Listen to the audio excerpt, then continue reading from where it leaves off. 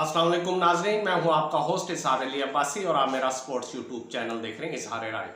नाजरीन, सबसे पहले आप हमारा चैनल सब्सक्राइब करें, बेल आइकॉन करें और अपनी राय के जरिए इजहार करें। चलते हैं आज की खबर की तरफ। और कुफर टूटा खुदा खुदा करके और बिल आखिर वो खुशी नसीब हो गई जिसका 1380 दिन से इंतज़ार था, यानी कि 3 साल 8 माह और 11 दिन बाद पाकिस्तानी क्रिकेट टीम को अपने होम ग्राउंड में टेस्ट मैच में कामयाबी मिली और आज पाकिस्तान ने मुल्तान क्रिकेट ग्राउंड में इंग्लैंड को 152 रन से हरा दिया।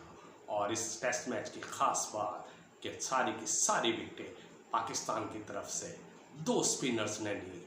साजिद खान ने मजबूरी तौर पर 9 विकेटें ली, जबकि आज के दुल्हा यानी कि नोमान अली ने, जिन्होंने 8 खिलाड़ियों को आउट किया, टोटल मैच में टेस्ट मैच में 11 विकेटें ली और 20 के 20 विकेटें ली। और ये 68 साल बाद पाकिस्तान को ये एजाज़ नसीब हुआ कि पाकिस्तान ने 68 साल बाद 20 की 20 विकेटें स्पिनर्स ने हासिल की। 1956 में खान मोहम्मद और फजल महमूद ने न्यूजीलैंड के ख़िलाफ़ ये कारनामा सरअंजाम दिया था पाकिस्तान की तरफ से। और अब इन 2 बॉलरों ने पाकिस्तान की तरफ से 68 साल बाद एक रिकॉर्ड ब्रेक किया, यानी 20 साल बाद, यानी कि 20 विकेटें स्पिनर्स ने हासिल करने। साथ ही नोमान अली और साजिद खान उस खिलाड़ियों में शामिल हो गए हैं, यानी कि स्पिनर्स के पाकिस्तान की तरफ से जिन्हें सबसे ज़्यादा विकेटें ली हैं, यानी कि सबसे ज़्यादा 56 रन पर 9 विकेटें अब्दुल कादिर ने हासिल की। सरफराज नवाज ने भी 9 विकेटें हासिल की थी 86 रन देकर। 8 विकेटें साजिद खान ने हासिल की। यासिर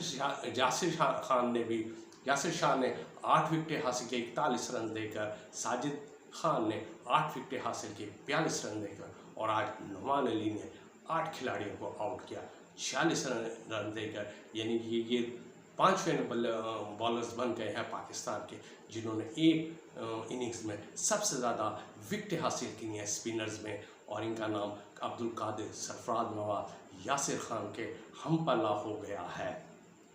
आज सबसे बड़ी बात ये कि इस टेस्ट मैच की खास बात ये कि पाकिस्तान ने दूसरी इनिंग्स में 84 ओवर देखा जाए तो इस दोनों इनिंग्स में पाकिस्तान स्पिनर्स ने 84 ओवर्स किए और यानी कि सारे के सारे इंग्लिश बॉलर्स को आउट किया। सिर्फ आमिर जमाल थे जो फास्ट बॉलर थे, लेकिन वो सिर्फ 6 ओवर करा सके। लेकिन और सारे आजमाए बॉलर स्पिनर्स ने, और स्पिनर्स ने ही इंग्लैंड को 44 रन पर उनकी बिसात लपेट दी और पाकिस्तानी अवाम को खुशियाँ नसीब फरमाई।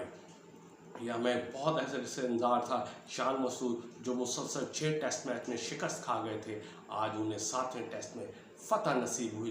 बतौर कप्तान उनकी कामयाबी का आगाज़ हो चुका, लेकिन फिर भी अगर देखा जाए, एक तज़किया किया जाए, ग्राउंड में उनकी वो कप्तानी नज़र नहीं आई। वो जीत के बावजूद उनकी वो खुशी नहीं थी। लग ऐसा रहा था कि ग्राउंड में कप्तानी कोई और कर रहा है, यानी कि उनका इनपुट ग्राउंड में बिल्कुल नज़र नहीं आया।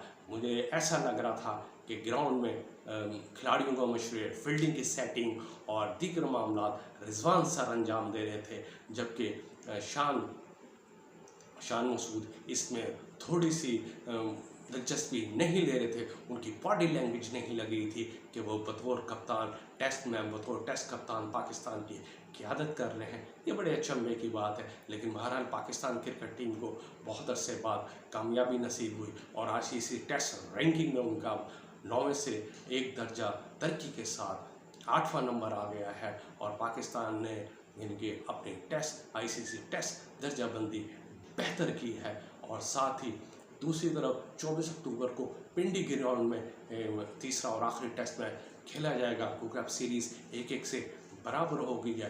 पिंडी पिच कौन सी बनेगी? T20 पिच, क्योंकि पिंडी की है, पिंडी की पिच रन्स बनाने की देती है। वो T20 स्टाइल पिच है, यानी T20 मैचों में भी 250 पौने 300 रन बन जाते हैं।